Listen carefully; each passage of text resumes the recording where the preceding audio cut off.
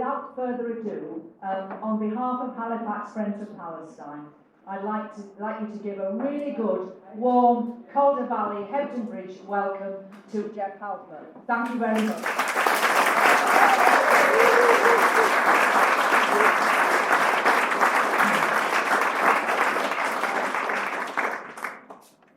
Thank you for that. I feel like I should start singing or something. I feel I'm like in a concert hall.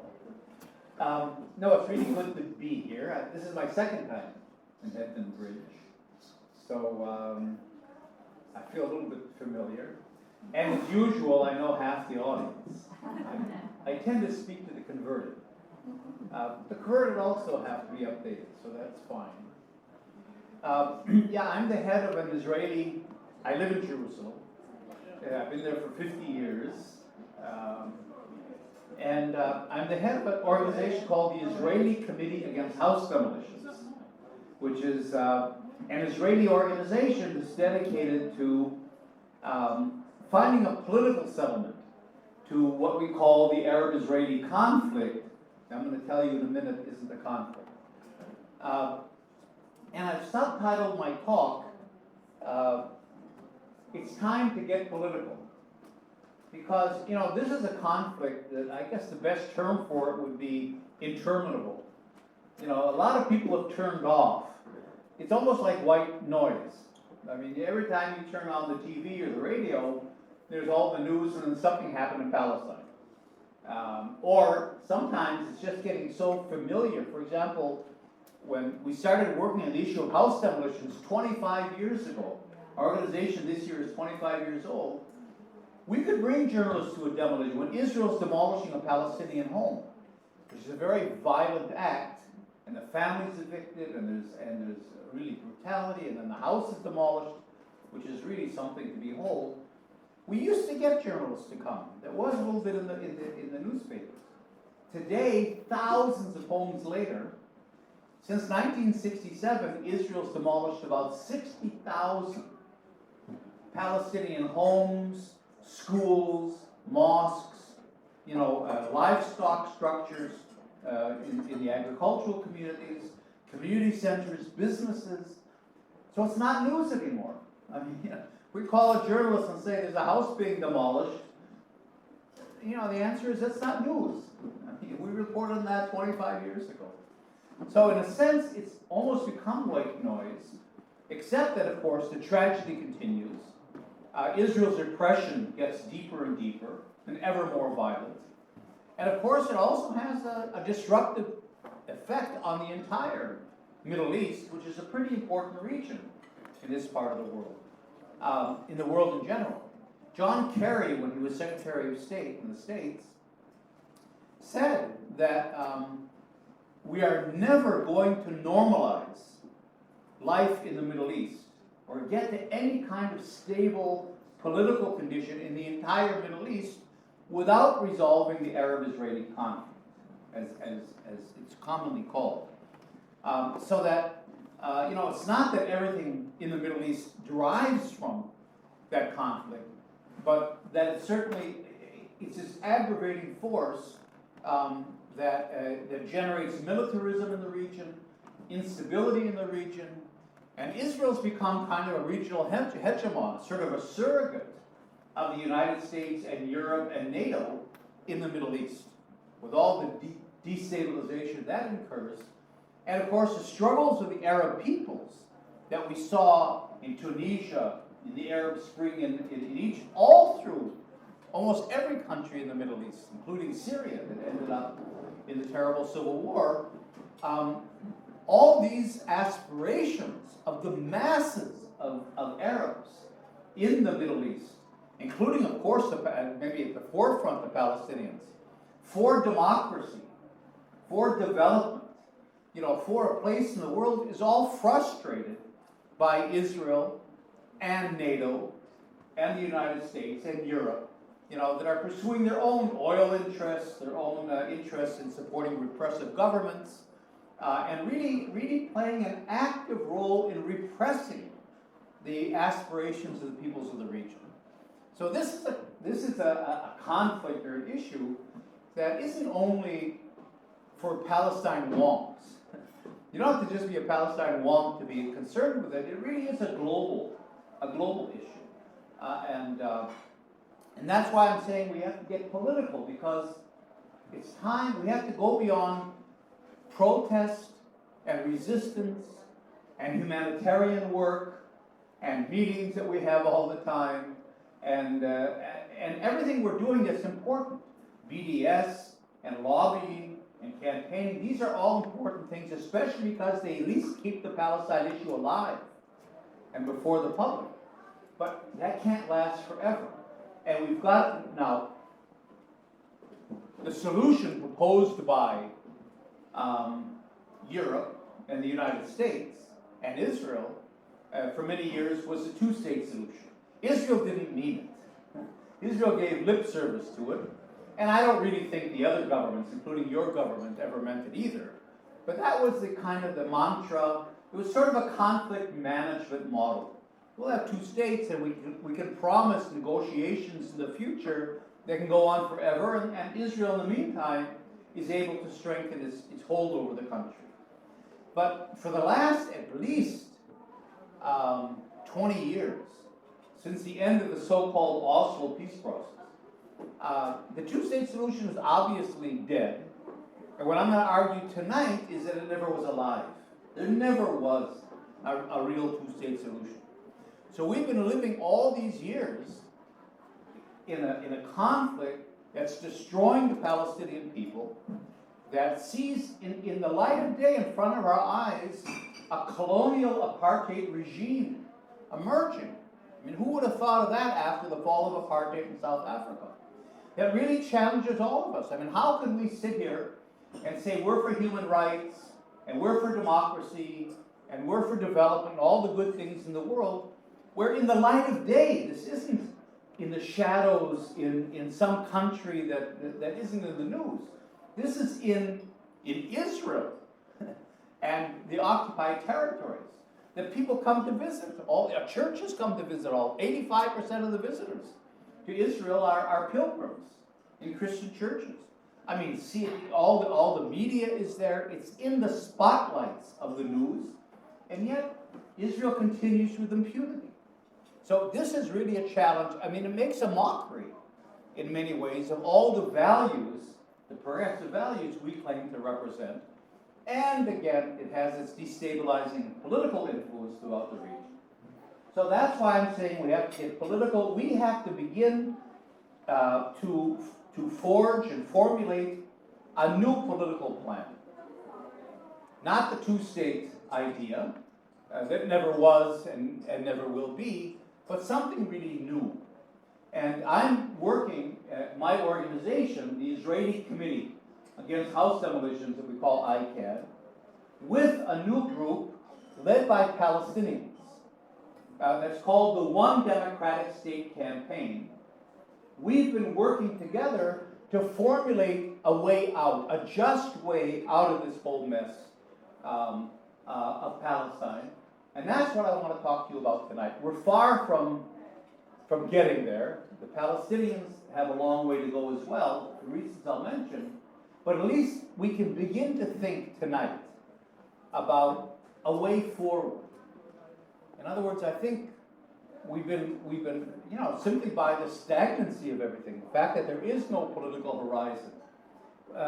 We've all been listening over the years to the litany of all the terrible things going on in Israel-Palestine, from house demolitions to the wall, the apartheid wall being built, to displacement of populations, to the settlement building, all this stuff we hear. It's time for us to get political and begin to think forward in a political way about where we could really go. So, what I want to suggest, I don't know if we can center the projector a little bit better, but anyway, you get the idea. What we need to do first of all, a political settlement isn't just an idea that pops up. And you think of 10 points, and you write 10 points down, and that's your program. Any political program that's going to work has to address the problems. There has to be a connection between the disease and the cure, right? Between the analysis and the political program. I mean, I don't know if you have seen, I think it was in the UK, the program House with Hugh Laurie, this medical program, you know, and that's a perfect example of what I'm talking about in the medical world. You know, it's a program about doctors in a major American hospital, well-qualified, highly trained professional doctors, but that have been trained in conventional medicine, which means that, you know, there's a disease that has a name or a condition, and it has symptoms, and you read the symptoms, and that dictates to you a certain treatment, and you do the treatment, and the patient gets better. You know, which is the model. And of course, the whole program revolves around patients coming in with familiar symptoms that don't respond to the treatment. And they're dying, or they're declining, and nobody knows what to do. And in comes House, you know, Hugh Laurie, and his role is to say to them, what if you approached it this way, this medical condition? In other words, he's trying to break them out of the box, because obviously their diagnosis isn't right, and it's not leading to the proper treatment, and the patient's going to die. So his job is, how do we better analyze and diagnose this disease in order to get to a treatment that works, which always happens and always has a happy ending. Of course, it's an American TV program. And that's the same as here. A conflict is a particular thing. And I'm saying we always call this the Israeli-Palestinian conflict, or the Israel-Arab conflict. But a conflict is a particular thing. A conflict takes place between two or more sides, right? I mean, that's conflict. You have to have two sides at least.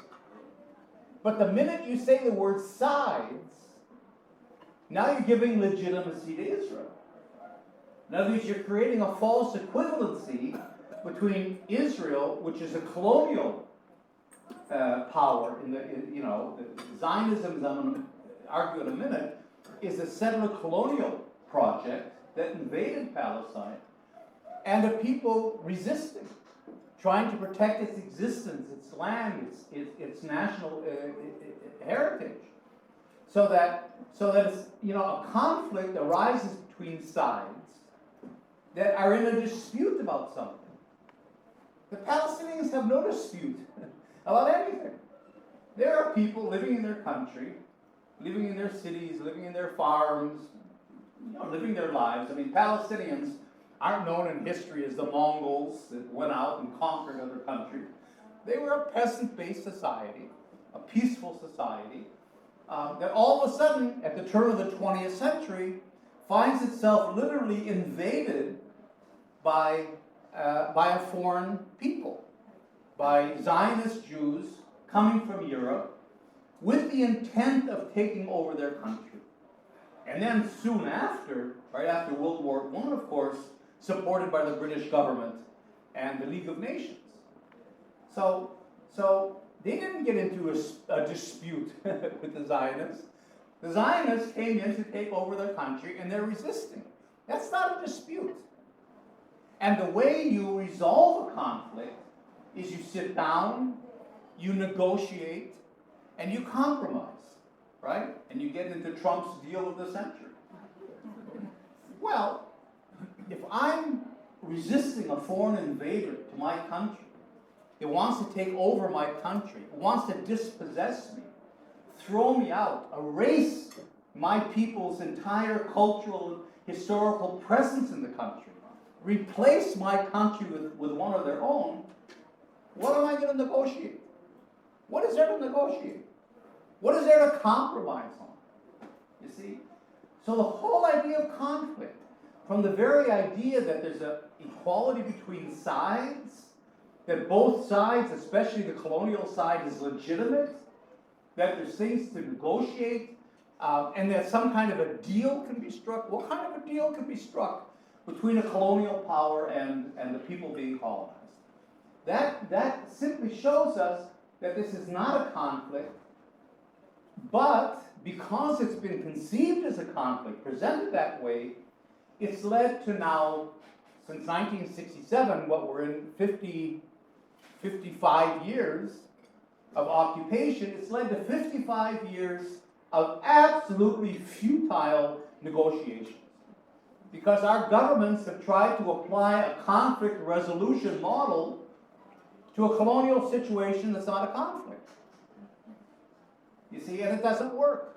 They don't care that it doesn't work, because in fact there isn't good faith.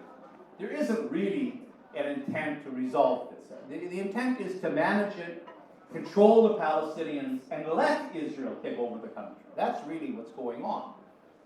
But because we can't admit that, and because Israel needs the legitimacy that it's not going to have if it's perceived as a colonial invader, we talk about the two-state negotiations, a two-state solution, and all of that. So we have to do a paradigm shift and get away from the idea of conflict and even change our language. Because the language we use, both sides, negotiations, compromise, two states, all that language locks us into the same box that the doctors in House's hospital are locked into. And they prevent us from getting to a just and workable resolution of this whole thing. So if it's not a conflict, what is it? Well, the Palestinians are engaged in an anti-colonial struggle against Zionist settler colonialism. That's the way to present it. It's not a word. Now, it's a problem because this is longer. It's much more academic. I don't know how many of your eyes are glazing over already. Settler colonialism is, whoa, that's a really academic term that people don't know. I mean, people know conflict. They know what occupation means. They know what apartheid means. Those are words. Settler colonialism, an anti-colonial struggle that doesn't involve, already we're getting into the, and in fact, that's the problem. We have to find a way to translate this complex reality into terms that people can understand and grasp. But this is, it's not a name, this is the sentence that describes exactly, or fairly exactly, what we're engaged in. All right. Settler colonialism, let me just say a word about that, because it isn't a very well-known term. We know colonialism. I mean, certainly you know colonialism. I mean, who am I talking to? But classical colonialism, I mean, you did both colonialism pretty well. Classical colonialism, India, for example, was a kind of colonialism that is more understandable to people. A colonial power comes to a country in order not to take it over. I mean, there was never an intent that India become part of England, or that the Indians get British citizenship, or anything like that. That was never the intent, of course. The intent was to extract raw materials, valuable materials, to get cheap labor, and then to have a fighting force, conscript Indian soldiers into an army that will protect the empire and strategic stuff, all of that in the interest of Britain, of course. So that in a classical colonial situation, you want to keep the local population intact. The British colonists needed the Indians. I mean, they're not going to extract from the whole Indian continent the materials they need and defend it by importing British prisoners or something. I mean, that's not going to. You needed the Indian population. Settler colonialism, as opposed to that, is when a settler population invades another country with the intent of taking it over. And you can think about, in a way, the British in North America, the whole idea of manifest destiny, and God gave us, this continent that belongs to us, and certainly doesn't belong to the indigenous Native Americans. You think about South Africa with the Dutch and the British, but mainly the Dutch at the beginning, that said, God, the Dutch Reformed Church, whose doctrine is that God intended that, South Africa for the white man. You think about the French. Now, the French weren't into religion very much. Religion became a great way to claim entitlement to a country. God, and of course, Zionists had it ready-made. I mean, it's like the Bible. I mean, black and white, black on white, it says God gave this country to us, so we don't have to even invent anything. We had it on a silver platter. The French weren't really into religion, so their whole thing was civilization. They were on a civilizing mission. They were going to civilize West Africa, civilize Algeria, and so on. But Algeria was their example, main example of settler colonialism. And other countries have done that as well. So that's the idea of settler colonialism. The settlers come into a country with the intent of taking it over, meaning that they don't want the local population there. I mean, how do you take over a country if you leave the local population? When the Zionist enterprise began, more than 90% of the population was Palestinian Arab. Well, how do you take over a country that's 90% the people you want to get rid of? And so, settler colonialism is based on the idea of dispossession. We're going to replace the country that exists with our own country. Zionism's word for it, it's a term the Israeli government uses today, and it's been used for years. We don't use it often because it sounds vaguely anti-Semitic, but it's an official Israeli term in Hebrew, is Judaization. We're Judaizing Palestine. We're Judaizing the Galilee. We're Judaizing Jerusalem. And Judaization means our intent, the Zionist intent, was to transform an Arab country into a Jewish country. Transform Palestine into the land of Israel. Right? That was, and to dispossess, to get rid of the local population as much as possible. If not physically, and there really weren't physical genocides, but certainly cultural genocide. I mean, 750,000 Palestinian refugees were thrown out of the country in 1948. All their lands almost have been taken. They've been, we'll talk about it in a second, they've been confined to little areas. So in fact, the Zionists have taken over the country and have tried and are to erase the cultural and historical presence of the Palestinians in the country. In other words, not only to take it over, but to normalize it. So that when you go downtown to buy it, you buy a ticket to Israel, right? You want to go to the beach in Tel Aviv. You want to go see the holy sites in Jerusalem. You want to go to the church in Bethlehem, which is in Israel, of course. So, you go and buy a ticket to Israel. You can buy a ticket.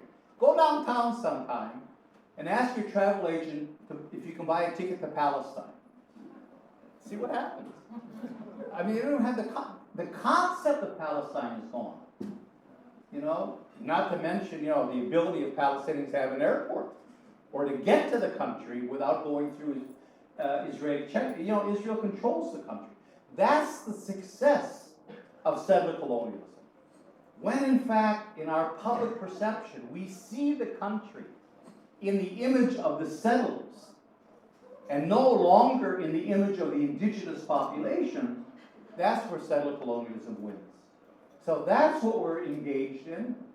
And you can see it very clearly in history. I'm not going to get into a long history lesson, but just really briefly. The Balfour Declaration of 1917. It was dictated to Lord Balfour, a foreign minister in the Lloyd George government, dictated by Chaim Weizmann, who became the first president of Israel, but who was a chemistry professor at Manchester. So this is all kind of local history to some degree. And very close to Lloyd George and Balfour and everybody else. And look at the terms. Look at this, this was an official document of the British government. 1917, November 1917. Dear Lord Rothschild, who was the head of the Zionist organization in Britain at that time, really quick. I mean, it's not a very long document from Balfour.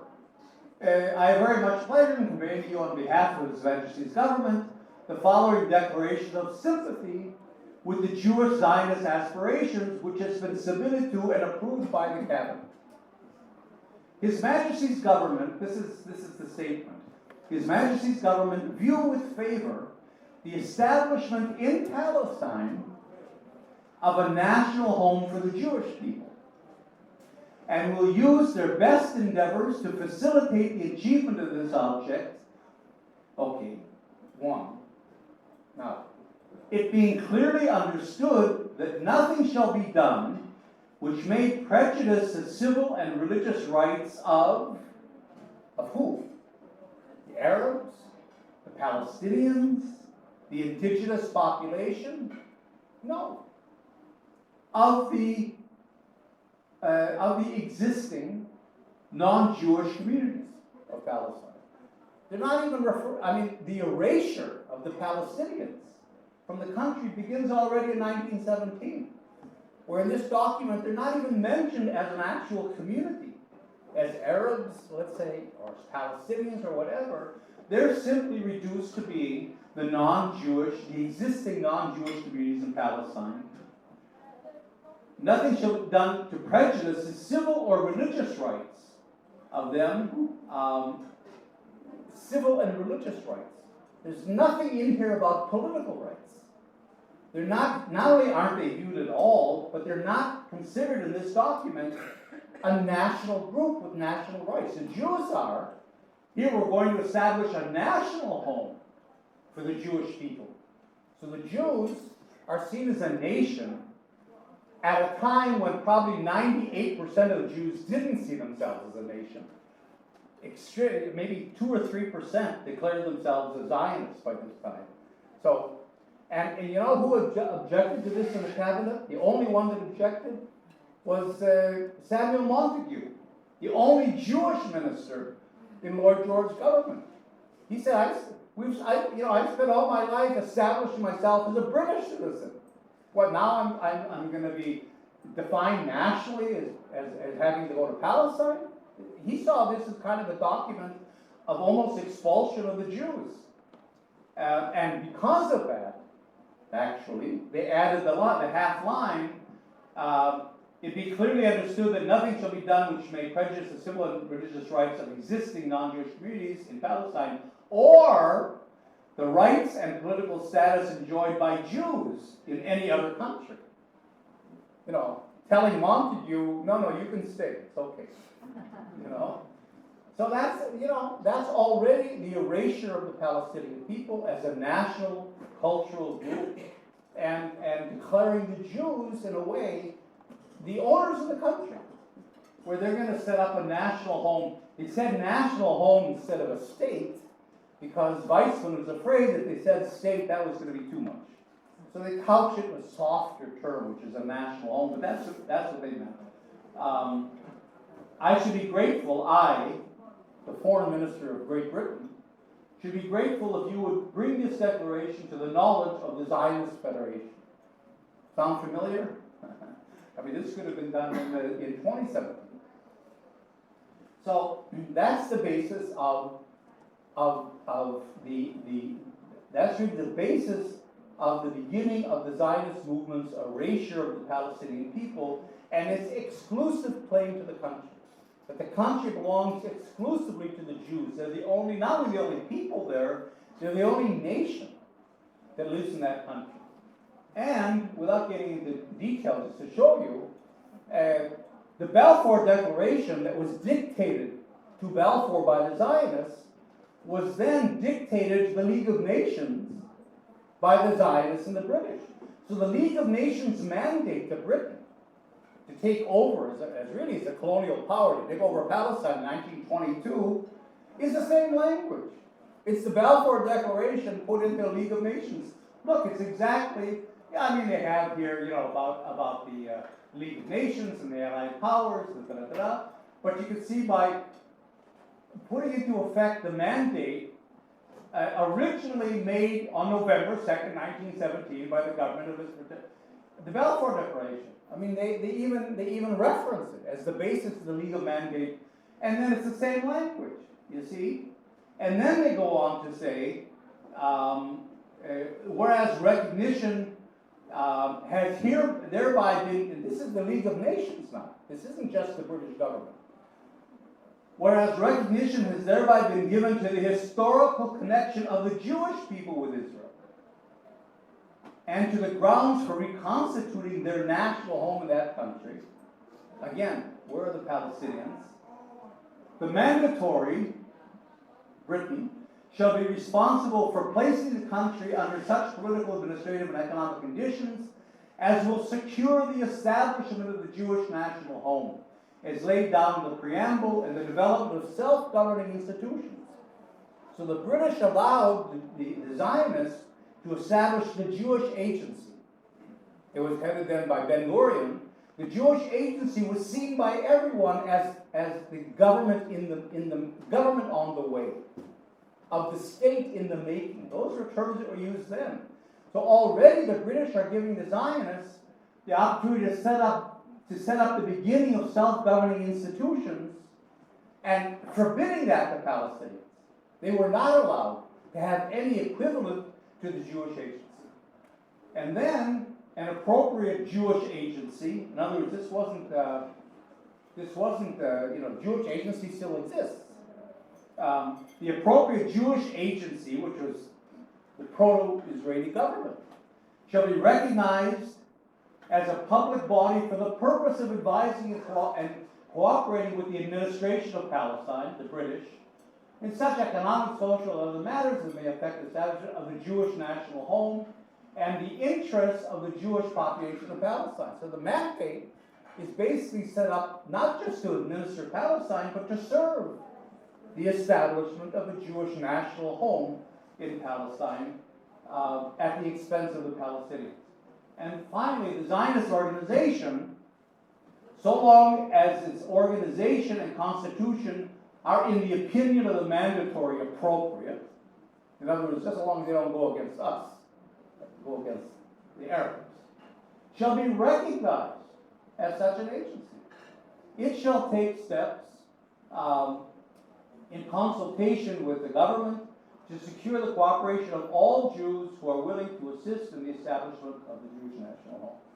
This is the basis, this is a colonial document. You know, we kind of honor the League of Nations by looking at it as a peaceful, visionary forerunner of the UN. But it was a club of white European nations, of course, and fully carrying out a colonial agenda, certainly in Palestine. All right, that was the first stage. The second stage of the Judaization of Palestine takes place now in 1947. Now we have the United Nations. Again, the United Nations, I really started to get hot, so I have to stop. So here, 1947, the partition plan. And Palestine is partitioned into two states, a Jewish state and an Arab state. By what authority? What authority did the United Nations have to do that? No, there was no authority. The United Nations at that time, 1947, was also a club of white European nations. I think Ethiopia was the only African country that was a part of the United Nations at that. There was no global south. There was no third world in the United Nations. All those people, 80-some% of humanity was colonized in those days. And so the colonizing power somehow assumed to themselves the power to decide what's going to happen in Palestine. They didn't consult with the Palestinians. They certainly consulted with the Zionists, as you can see. And this was the result. The Jews in 1947 are 30% of the population of the country. And the vast majority of that 30% had come within the last 20 years. They're newcomers. You know, more than 60%, 65% or so of the country were Palestinian Arabs. And yet, the 30% of the Jews got 56% of the country. More than half the country went to a third of the population, and the indigenous Arab Palestinian population and the majority got 42%. The other couple percent was Jerusalem and Bethlehem that were to be internationalized. So here we begin to see, all the years that the Zionists were active until 1947, a half a century, they only succeeded, even though they had a lot of money, they only succeeded in buying 6% of the land of Palestine. Boom. They one fell swoop in 1947, that 6% becomes 56% overnight. You don't have to buy it, you don't have to negotiate it, it's yours. We give it to you, right? So this begins the physical takeover of Palestine, but we know very well that this lasted about an hour and a half when the 1948 war broke out, and in the war in 1948, Israel then conquered half the territory that had been given to the Palestinians for a state. So if it was 56%, 42%, and 47%, by the end of 1948, it's 78% Zionist Jewish control. This becomes Israel. And 22% becomes the West Bank that's taken over by Jordan and Gaza taken over by Egypt. So here we see almost a complete takeover of the country. And let me just give you a real quick example of what I mean by normalization, how settler colonialism works. This was done in 1948. This land, you see all the land that was given to the Palestinians? Look how much bigger Gaza would have been, right? Was all conquered by Israel, 1948, okay? We come to 1988, only 40 years later, and the PLO in 1988, on the way to Oslo, accepts the two-state solution, right? In other words, they come into this Oslo negotiations, which is a conflict-based thing, of course, with the idea that, yes, this 78% is Israel. The Palestinians are saying this. In other words, the PLO and Arafat could have said, okay, you know what? If we have to, if we're forced to, we accept the two-state idea, but let's start with the real two-state idea, which is 1947. Let's start from here. No. The Palestinians themselves accepted the fact 40 years later that this conquered territory that Israel had taken from them in 48 was Israel. The Galilee was Israel. You see, so normalization works on all populations. I mean, Arafat, I don't think it occurred to him to go back to 47. That was dead history, and this is what we have today. So this is the basis, of course, of the two-state idea, but that's ridiculous.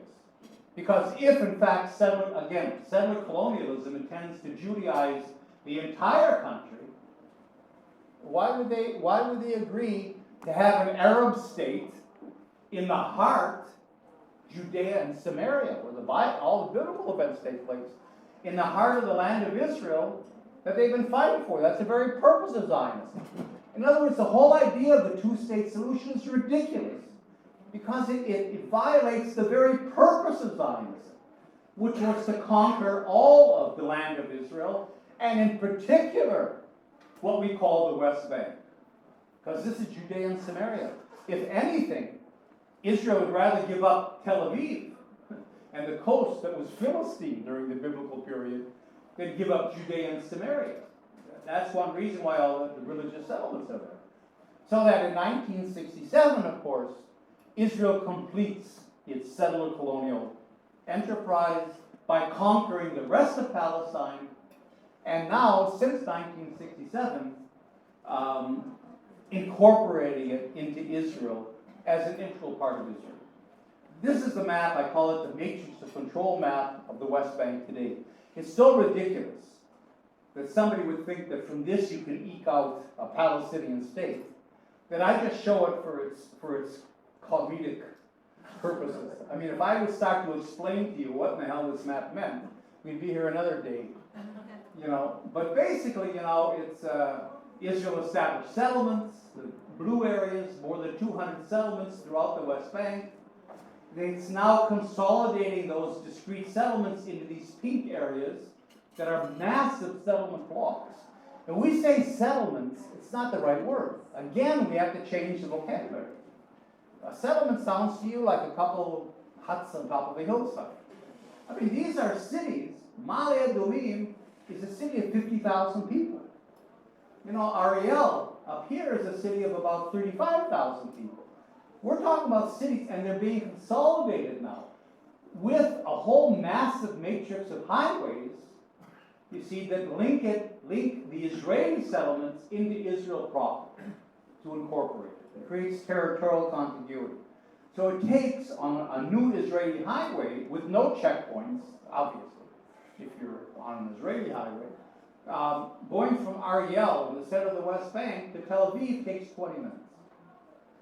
You know, Ma'ale Adumim, the largest city in the West Bank, in the middle of the West Bank here, takes 10 minutes to get into Jerusalem. So, in other words, and then the Palestinians, who are still 6 million people. I mean, the Palestinians are still the majority population in the country. A slim majority, but they're still a majority. But they've been reduced, and that's why Amnesty and Human Rights Watch and the UN and B'Tselem talk about apartheid. The Palestinian majority of the country has been reduced to living on 15% of historic Palestine. You know, these Bantustans, you can see a Bantustan emerging in the north, emerging in the center, emerging in the south, in between all these settlement blocks. Gaza, which is a cage, basically of 2 million people. And then in Israel proper, Palestinian citizens of Israel are 20% of the Israeli population, but they're confined, even though they're citizens, they're confined to 3.5% of the land. 94% of the land of Israel is reserved exclusively to Jews. So it's not only apartheid, but it is the completion of this settler colonial project. We're in the stages today, basically, of mopping up. So just to summarize this piece, and I'll go on to our plan for it just for a couple of minutes. You can see where the terminology matters. That this isn't just semantics. If you define this as a conflict, the only solution that's reasonable that comes out, that flows from that analysis is a two-state solution. Because this is based on two sides, right? Compromise, negotiations, and here's what you come up with. But as we've seen now, and we understand now, not only is the two-state solution gone, because Israel's incorporated the West Bank in Israel, but it never was. Because in the settler colonial mindset of Zionism, they never intended for a Palestinian state to emerge. So it's ridiculous it doesn't matter to our governments, because our governments are saying this, again, for purposes of managing everything, not for resolving it. There's no good faith here, and that's why they keep regurgitating this idea of two states. They don't want to expend the political capital they have to expend in order to really resolve this whole issue. Now, if you look at it as a settler colonial enterprise, there's two possible outcomes. One outcome of settler colonialism is apartheid. It's apartheid. And from Israel's point of view, that is exactly the solution to this issue that it wants. Because apartheid gives it de facto control over the entire country. It can Judaize the entire country. It controls 85% of the land. And then it confines the Palestinians to, again, 15% of historic Palestine. So apartheid works for Israel. Israel's not afraid of that term. And in fact, there already is one state. Certainly there isn't two states. There is one state because that's what Zionism intended, to be one Jewish state. So apartheid, now, if that's acceptable to us, let's admit it. If it's acceptable to our governments, let us admit that. But I think it's unacceptable, and even if you ask your new prime minister, maybe grudgingly, she might say it's unacceptable as well. But that's the reality, and Israel believes it can get away with apartheid in the way that South Africa couldn't. Because it has this narrative and has this blessing on the part of governments, and governments accept the Jewish claim and have never accepted the Palestinian claims to their own nation or their country. So hopefully this would be unacceptable, which leaves them really only one other option. I mean, it's almost mathematical. And that other option, if you accept that this is settler colonialism, is one democratic state of equal rights of everyone living in historic Palestine. That's the only way out. And that's the kind of a model that we're trying to introduce today.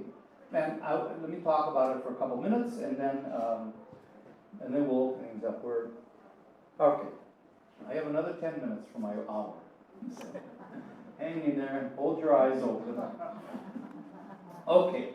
So what do we mean by a one-state solution and how to get there? Well, first of all,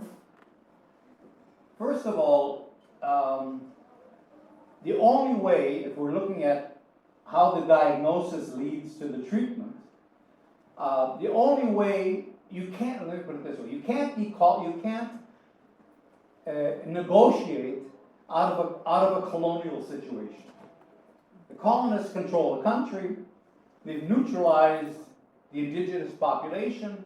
The colonists claim the entire country.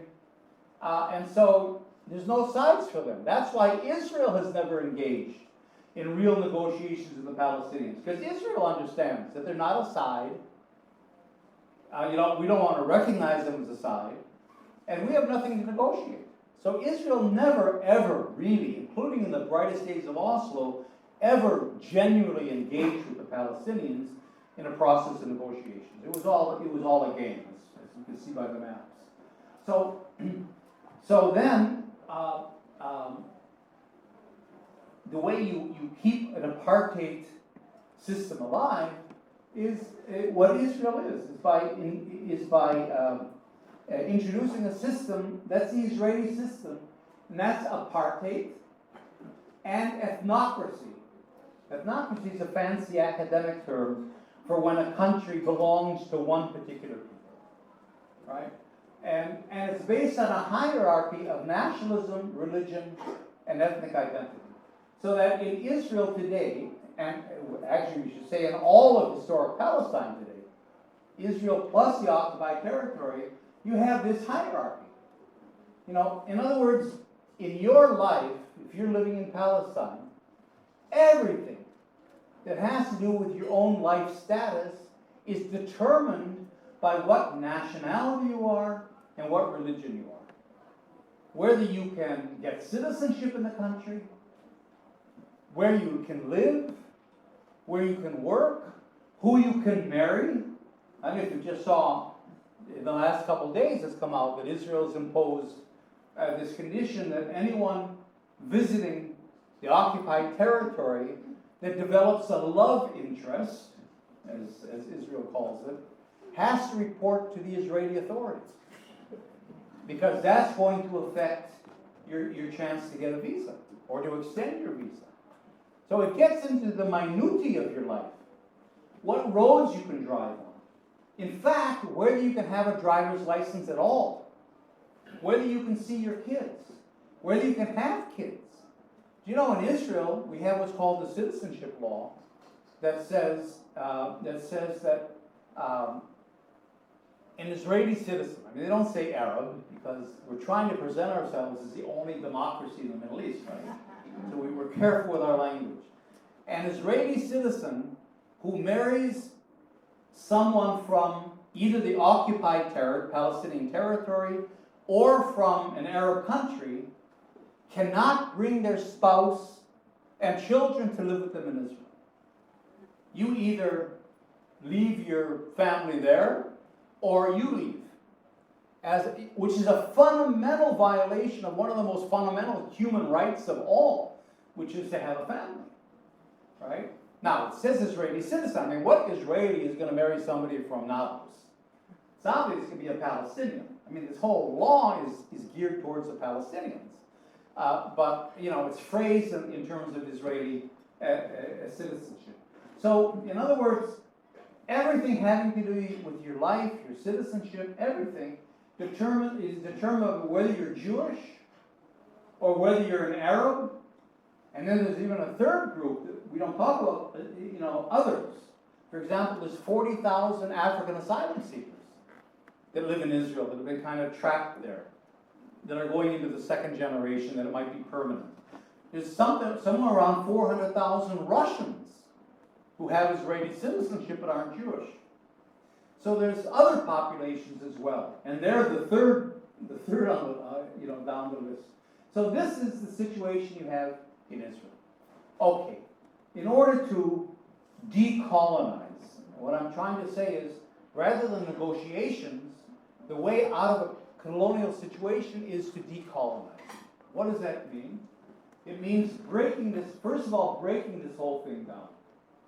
So that Israel has set up, in order to maintain this. Now this can only be maintained by force, which is why the Israeli army is so strong, and it's maintained by policies that are already, like for example, that 94% of the land of the country is off limits to non-Jews, for an example.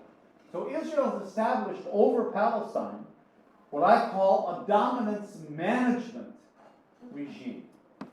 And that is, and I won't get into detail about this, it's all based on violence, military violence, settler violence, and security that's always going on. And in this controlling sort of institutionalized system, you manage the population. So again, half the Palestinians are refugees. That's certainly a major form of population management. The other Palestinian population is locked into 15% of the country in dozens of little tiny enclaves. That's management, and so on. Land management, where today 90-some% of the land is owned by Israel, is considered Israeli state land, and the Palestinians have been completely dispossessed of their lands. Economic management, all kinds of restrictions on Palestinians in terms of businesses they can open. Palestinians are not allowed to open banks, for example. I won't get, and the management of legitimacy. And that's really important. In other words, the biggest fear of Israel is to be delegitimized. You hear that all the time from the Zionists. We're fighting a war against delegitimization. Because the minute you identify Zionism as a colonial movement, it's by definition not legitimate. There is no legitimate colonial movement of any kind. So that Israel is fighting the war of delegitimization. That's what Hasbara is all about, Israel's vaunted propaganda machinery. But now it's losing that. That's one of the opportunities we have to change things. Israel is losing in the court of public opinion. We have to decolonize. Okay? So, this is a map of a new state that we would like to establish. We don't have a name for it, because there's no country yet. There's no common identity yet. Nelson Mandela, before apartheid ended, could say, we are all South Africans, and invite the white population of South Africa to join the anti-apartheid struggle. They didn't until the transition, but the invitation was there because we're all South Africans. We don't have that in Palestine. We're not all anything. So even the name of the country is going to have to emerge over time. Let's call it, in the meantime, Zatarville. No, it's not a bad name. So, our idea is this. First of all, you have a constitutional democracy, right? That grants equal citizenship to all the inhabitants of the country, all of Palestine, get equal citizenship. There's no more Jewish state.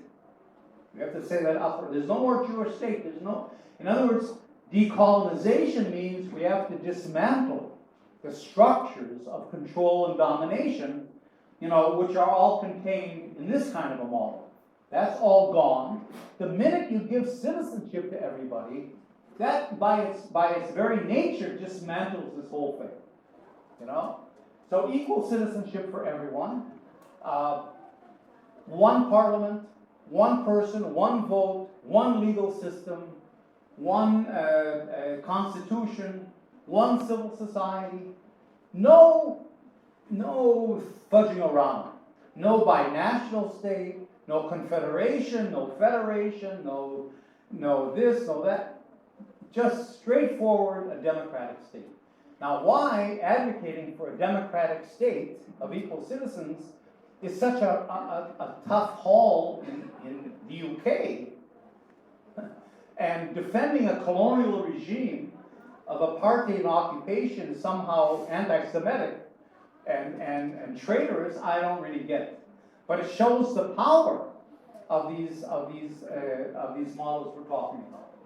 Now, the idea, and I'm going to get just for a minute a little bit abstract, but it's really important. And Jenny and I talked about this before. The idea is with a common citizenship that you set up a new state. It's not a Jewish state, obviously, but it's also, which is a bitter pill for Palestinians to accept, it's not a Palestinian state either.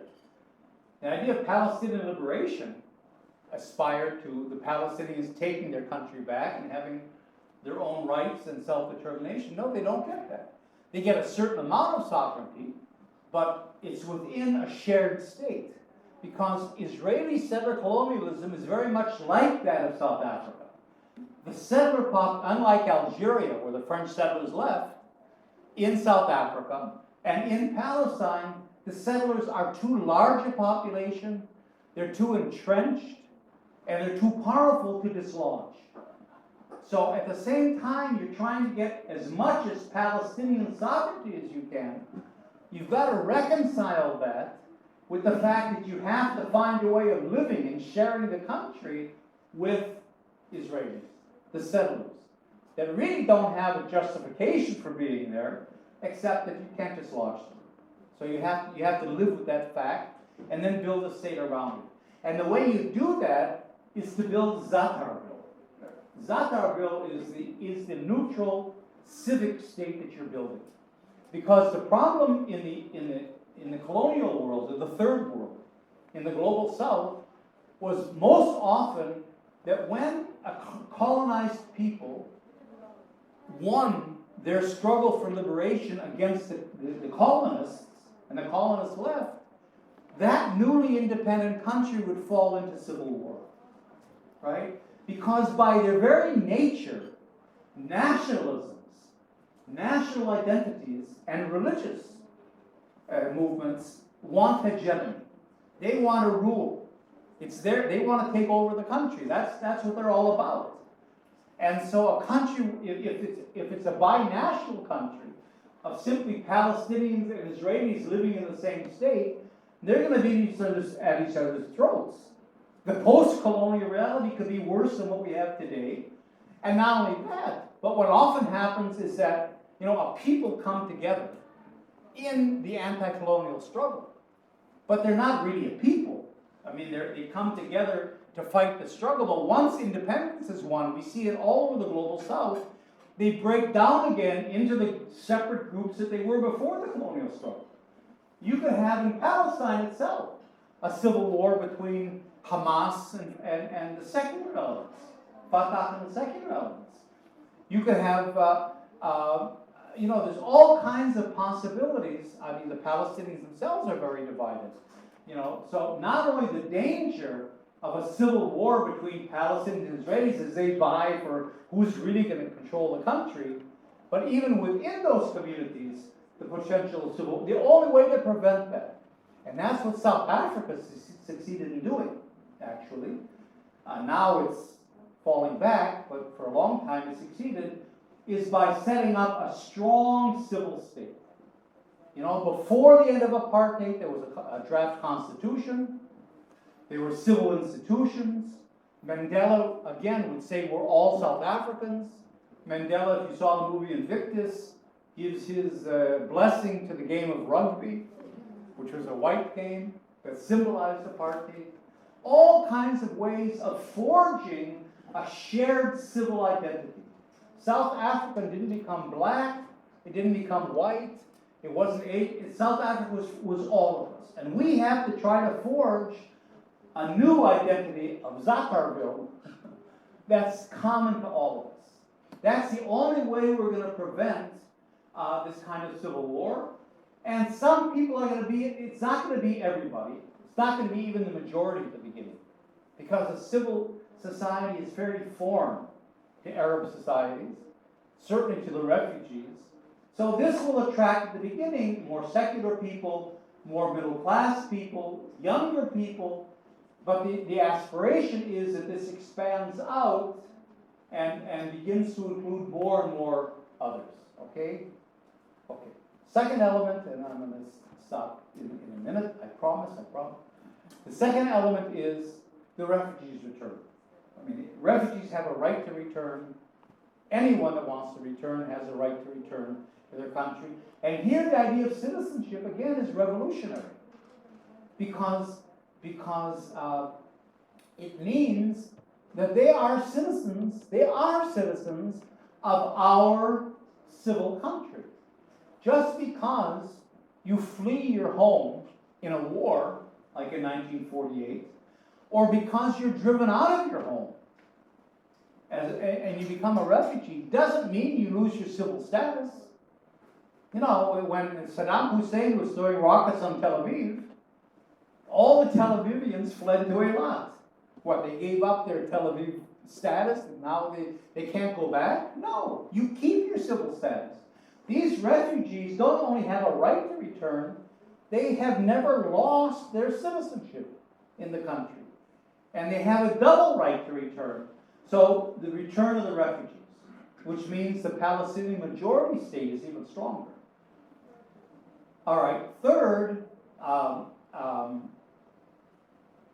we have to recognize, despite the citizenship part, that Palestine is not Nebraska. It's not a bunch of individual citizens running around. There are national identities. I mean, there are two national identities here that we can't escape. There are Palestinian Arabs that see themselves as a national group, and there are Israeli Jews that see themselves as a national group.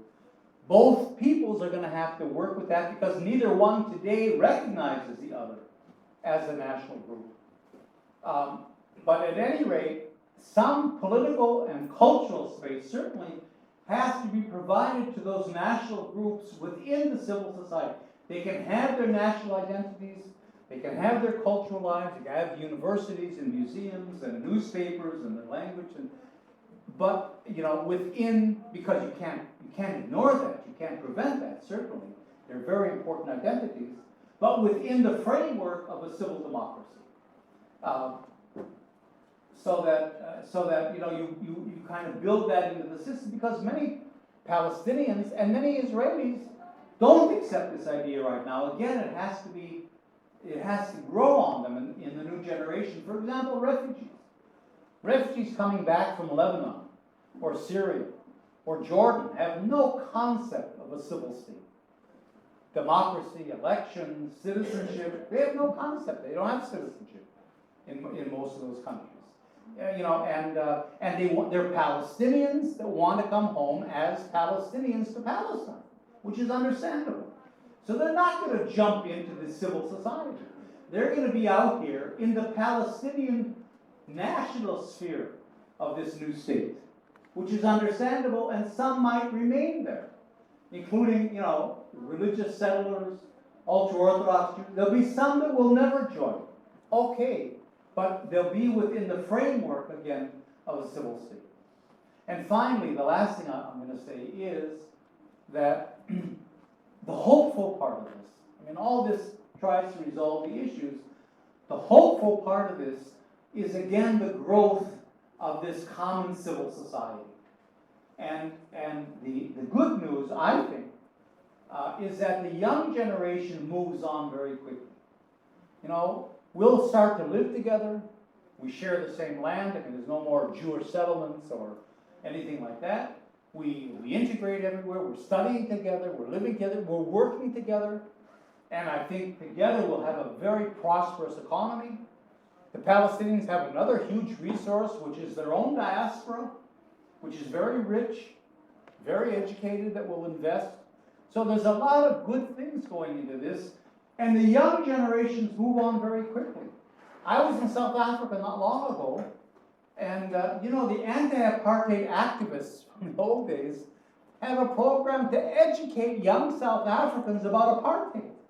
They've forgotten. The black South African kids never heard of pacific laws. Mandela for them is some distant, ancient, historical figure. They've moved on. That's why you have museums, right? So that's in a way a good thing. So I think, and that would generate then a new civil society, a new civil identity that I think would begin to have a life of its own. And I'm going to end with that, just with a little tiny example that you'll like about how a new civil society, civil identity emerges. You all know, I'm sure, the importance of football in the World Cup. That's reached this country, right? So, in the FIFA standings, the Palestinian national football team has a higher ranking than the Israeli national football team.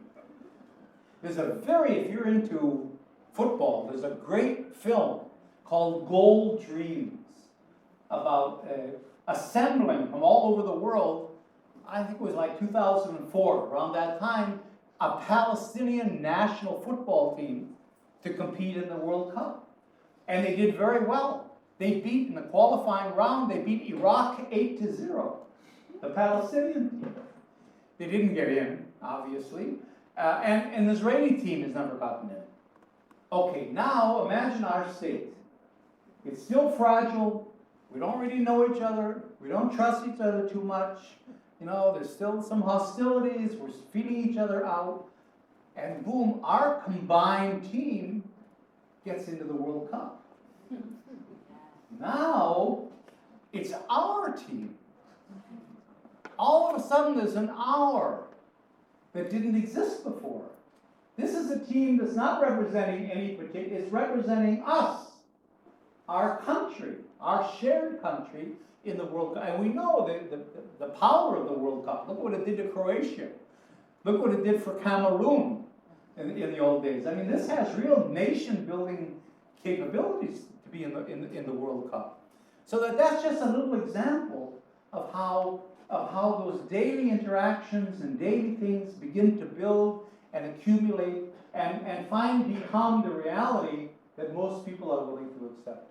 So that's the vision of the plan and the redefinition of the one democratic state that we're trying to begin to work on. Fantastic.